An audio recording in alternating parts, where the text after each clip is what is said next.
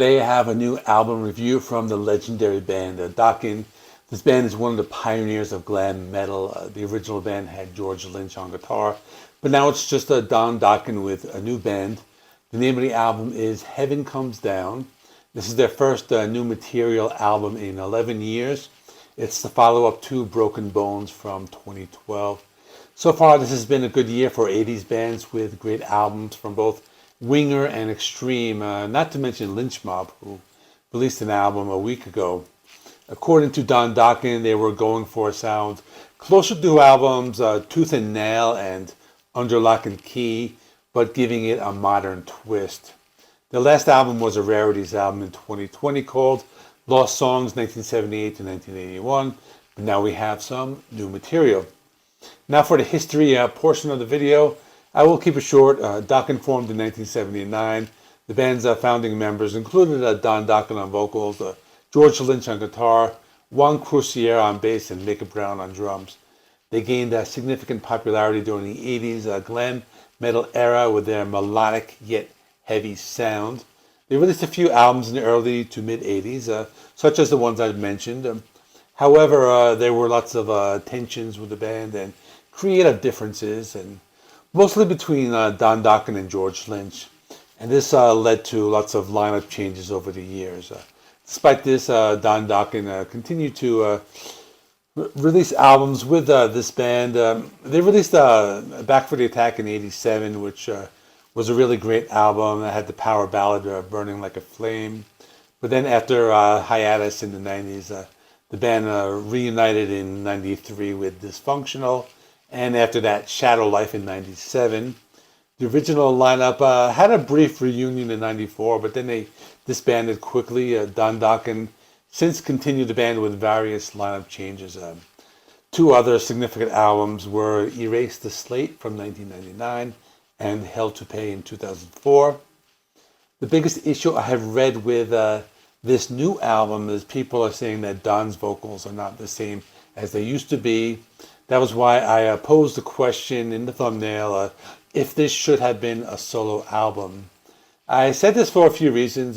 First of all, the band doesn't really have any members from their heyday in the 80s, except for Don. The longest running member after Don is John Levin, who has been with the band for about 20 years. The rest have only been there a short time. The other reason is the vocals. People made a similar argument with the most recent album by Jethro Tull, saying that Ian Anderson cannot sing like he used to, and it was the same band that recorded with his solo albums. I think this situation is very similar. It's not a bad thing, it just feels different. But let me go track by track. Fugitive is the opening track, and this one has an intro similar to the Dream Warriors song from the Nightmare 3 album or the soundtrack. The intro riff had a slight Middle Eastern flair. Don's vocals sound alright, but as I was saying, they are not what they used to be. Some of the lead guitar playing is pretty good. It is somewhat reminiscent of George Lynch, but the newish guitarist has his own style. It's a melodic song. It's not too bad. It has a memorable chorus and captures an 80s sound. Gypsy was one of the singles. It's a decent song. I'm not saying it's great, but it has a few melodic moments. The lead guitar playing is not too bad, and this is another song with a catchy chorus. There are a few good moments, such as the guitar solo. This sounds very good, and the bass guitar playing really works well with the rhythm. Isn't Me or You is the third song. This is an album track. I felt that the song was not too bad. I didn't find anything special about it. It has a very simple rhythm, and I liked some of the lead guitar playing. Just Like a Rose is track number 4. It's very 80s sounding. It reminded me of some mid-80s Bon Jovi. It had a big arena rock sound. The vocals on the song are very good. I think this type of song fits Don's vocals very well. It was more of a laid-back glam metal song. Not a rocker, but neither a ballad. The chorus is somewhat repetitive. He sings the line, I should have treated you just like a rose. He says that over and over, but anyway, not too bad. I'll Never Give Up is the first of the power ballads. This one starts with some clean guitars and melodic vocals. I would say it sounds a lot like a typical power ballad from the 80s with a softer verse and distorted power chords in the chorus. Is it formulaic? Yes, but it also brings back the sound of those songs that were once top 10 Billboard hits in the late 80s, if any of you remembers any of that. Saving Grace is a pretty good deep cut. It has some of those Middle Eastern vibes and some heavier guitar riffs. I thought this was one of the better songs on the album.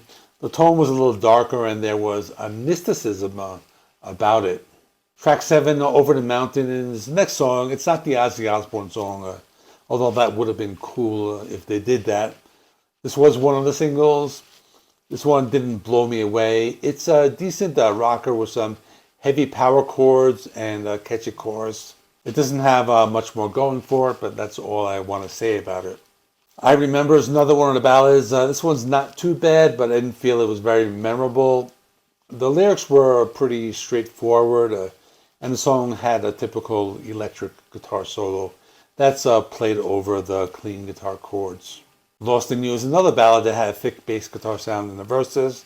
This one has a little more power in the word power ballad. It still follows the same formula. This one was okay, but it was not too memorable. Some of the guitar riffs were enjoyable to listen to, but I didn't like that they had two soft songs, one after the other.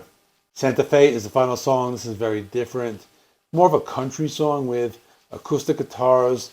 The lyrics are very personal, with Don Dokken reminiscing on his past about how he lived in LA, then traveled to Santa Fe.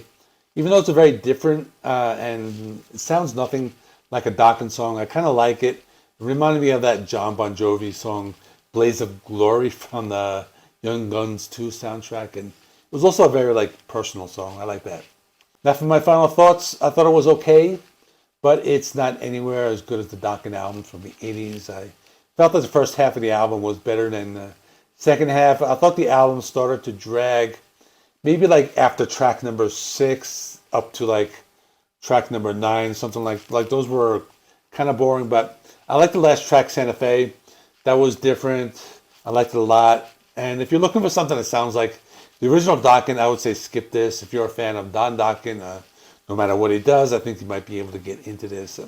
I would say the recent Lynch Mob album from last week was better. It's not bad, didn't blow me away. My score is a 6.5 out of 10.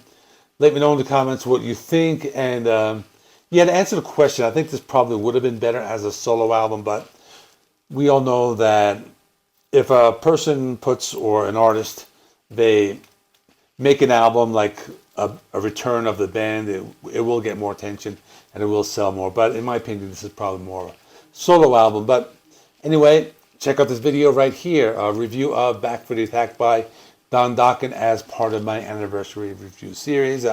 Please like this video. It helps me with the YouTube algorithm. Please subscribe if you have not already, and I will see you in the next one.